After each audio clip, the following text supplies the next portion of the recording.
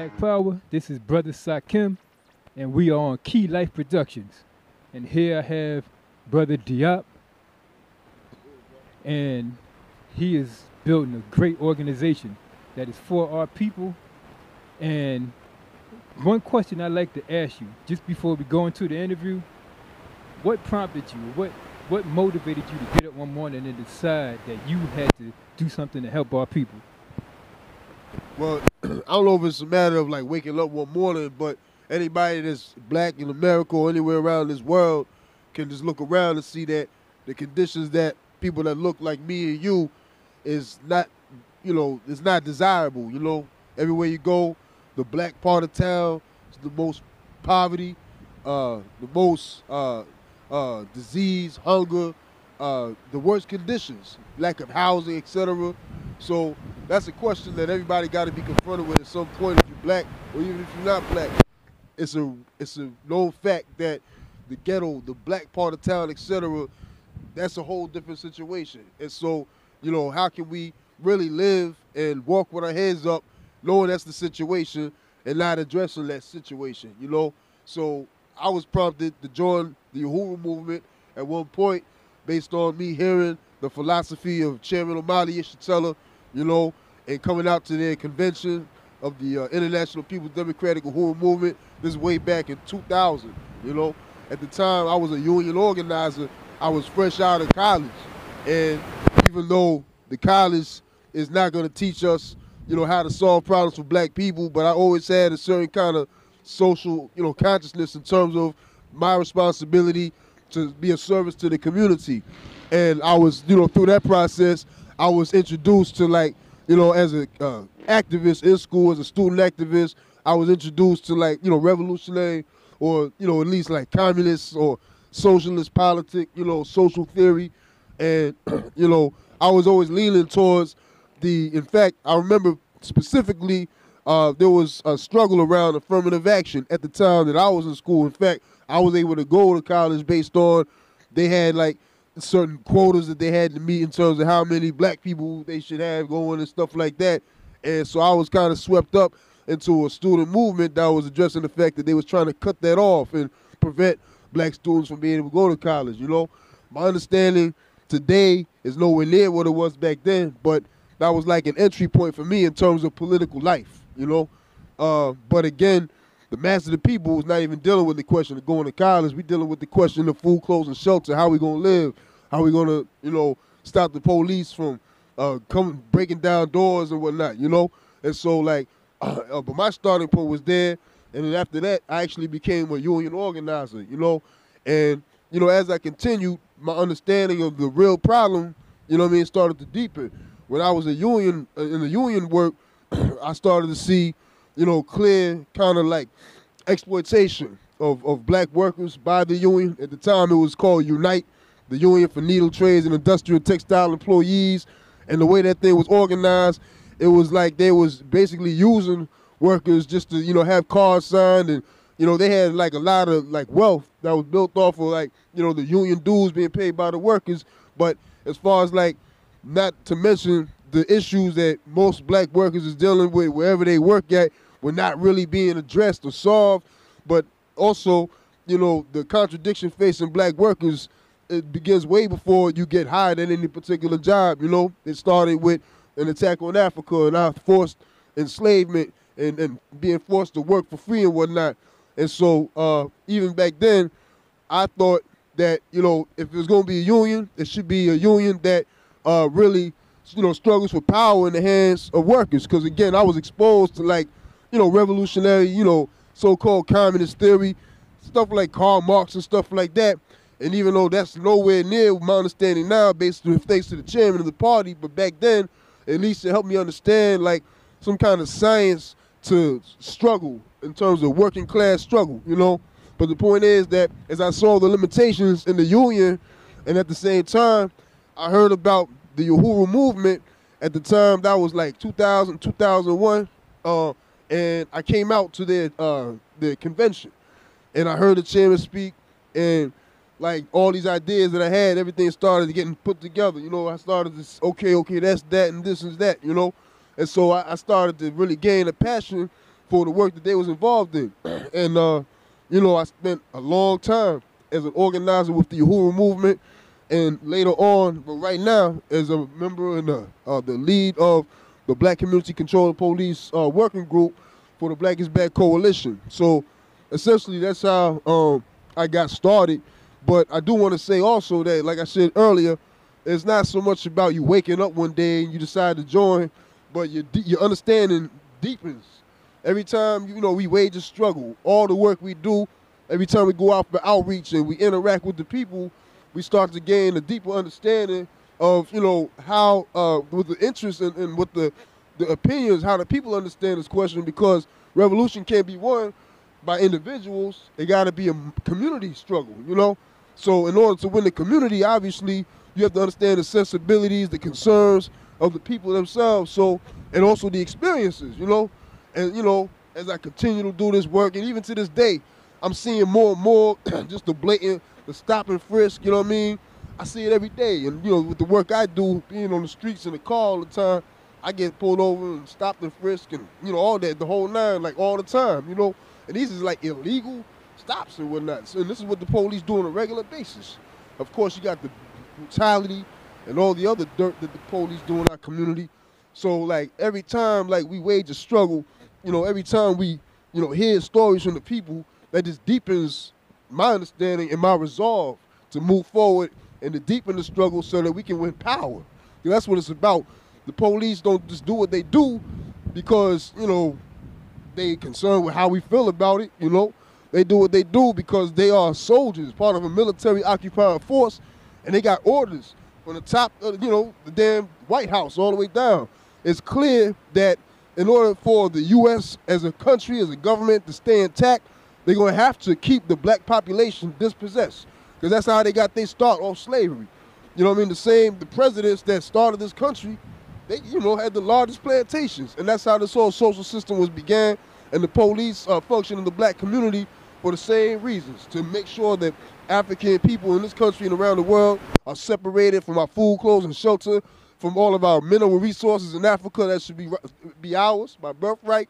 But again, you got this question of the state, the police, the military, that whether or not we say we want this back, at the end of the day, if we don't have the capacity to take it back and to defend it once we have it, then it doesn't mean anything. And that's what Black Community Control of Police is all about. Yeah. Well, that's to answer your question, that's how I got started. And again, it's not about one day you wake up, but, you know, you may wake up one day saying, you know what, I want to do something about this, and I just got a flyer, you know what I'm saying? So I'm going to call these people up, see what they about. And not, you know, most people don't join, you know, the way that they are today. You know what I'm saying? People develop, people learn, you know what I mean? People struggle. And that's how we understand revolution to be made, through community participation and struggle. That's the best teacher. I see you got some literature in your. You want to tell us a little bit about that and the name of the organization and where can people contact you that want to get involved? All right. Well, there's a couple things that, you know, as Black Community Control of Police, that we have to do on a regular basis. And that's when I say we have to, I'm talking about in terms of resolutions that was made by the organization. In 2015, the Black is Back Coalition held its national conference on Black Community Control of the Police in Ferguson, Missouri, like less than a year after Mike Brown was murdered, you know. And at that conference, it was determined that the three main things that we would be involved in is, one, is distribution of this Know Your Rights card, you know, which on it lays out, you know, what one's legal rights are. If you ever get stopped by police, this tells you what your rights are in that type of situation, you know. And, you know, coming back to stop and frisk, because, you know, I would argue, in fact, I'm pretty confident that the masses of people that's in prison right now or that's dealing with trials and whatnot, they was engaged in a stop and frisk type of situation. In the city of Philadelphia in 2009, over 250,000 people were stopped, the vast majority being black people, you know what I mean? So that stop and frisk issue is really critical. And not only does it serve as a method that the state uses to railroad us in the courts, because, like, a real crucial fact, and that you should, you know, get this as well, 94% of all state cases end in plea bargain because people just don't know how to defend themselves, you know what I mean? Like, and the thing about stop and frisk is that it's really a violation of the U.S. government's own, you know, law. where they say in the Fourth Amendment that you have a right to protest, to stop, or search if the police do not have probable cause or reasonable suspicion. But a lot of times we're not organized well enough on the street to where if they say, hey, you come here, what you got in your pockets, we don't know how to respond to that. You know what I mean? And in a lot of ways, even if you do, from a legal standpoint, even if you do tell that cop, I don't have to do that because you don't got no probable cause, reasonable suspicion. But the reality is that the pigs do that shit regardless of whether or not it's legal or not, because they got the muscle, they got the arms and whatnot, and they know that you're not going to respond, you're not going to challenge them. At least that's what they think. So, part of our task is to help the people understand that they have a right on a legal level to protest it, but more important, politically, we have a responsibility to get organized so when they come into our community, they can't just do what they want to do without consequence, without loss of life, livelihood, and limb. The reality is, because that's what they do to you. If you say you're not going to comply with their orders, you know that there's a strong possibility for violent response from them. And so the police and the state needs to understand that if they're going to move on us, then they should expect a similar reaction from the people. So it's about building a movement, building organizational capacity so that the people understand this. This is the opinion of the people, and we begin to see formation of organization in the community, block by block. Even if it's not all tied to Black is Back, but, the people begin to see what we do when we go out with the cop watch and all that, and then they begin to organize amongst themselves, on an independent level, but under the influence of the movement. And that's the type of situation that we want to create. Ooh. There you have it. This powerful, strong Black brother. I'm proud for him to be on my channel, and he's going to be coming right at you. We're going to get this thing together. So, we're currently involved in a campaign. Again, one of the things we do is the Know Your Rights card, which I showed you. But we also are involved in what we call a resolution that we are struggling for city council, local governments around the country. We are saying that if they really represent their communities that they come from as city council members, then they should be uniting with the demand for Black community control of the police. And concretely, we are saying that we want one establishment of an independent, democratically elected Black community control of the police commission that has the power to hire, fire, train, and prosecute police that violate the rights of the people, Two, that's the primary thing. And so we have a resolution that we have written, essentially a law that we have written, and, we discussed it in the conference, you was just there, and when we held on March 9th, we would develop the law, and we are now in the process, because we went to city council on a number of occasions, each time saying, y'all need to adopt this law because city council has the ability to actually take a law from the people and then put it on the ballot for a general election. The same way if you vote for mayor, they can actually make it possible for there to be an election where you can vote on whether or not this law we're talking about should become the law. City council has the ability to do that, but so far they have refused to do so. And so, but at the same time, state statute says that if we gain 20,000 signatures from the community, from citizens saying that they want this to be voted on as law, then city council is obligated to put it on the ballot for the next general election. So, and city council has disagreement with that already, as we know, politically, and they will try to even find legal ways to avoid putting this on the ballot because they work for Wall Street, they work for white capitalist power. So they're never gonna put that type of law on the ballot, But at the same time, we say, well, even your own constitution says that you have to put this on the ballot if we have 20,000 signatures. So then it becomes basically a standoff. What you gonna do, city council? You got 20,000 people that say this is what we want, and you're gonna ignore them based on your interpretation of the law?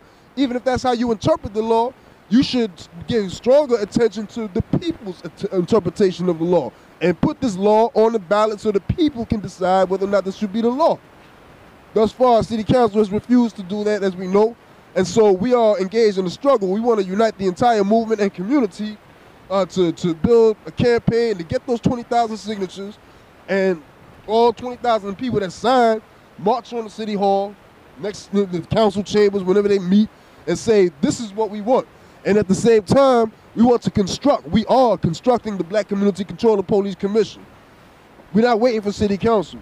That was the reason, part of the reason why we just held this conference the other day on Saturday, so that we can begin the process of forces from various communities throughout the city to come together and say, well, yes, we unite with this, and we want to take this back to my community, start up the cop watches, start the process where we can start holding police accountable. We see this outside our window every day, and now I want to become part of this movement where we can actually, take down names and badge numbers of police that's out here doing dirt, committing crimes against the people, compile our own list. And we're saying this is, if anybody should be prosecuted and thrown in jail, is these police that's running around, making up reasons to lock people up, So, that's a major part of it, because, again, we don't just wait for the same government that put us in slavery to all of a sudden give us the right to have our own black community control the police. We're saying that we have to build a movement. We have to become that right now. So, that's primarily what we involved in. So first of all, our next conference is June 8th. It's going to be at the Church of Advocate. And you can call us, contact us at 267-504-6756.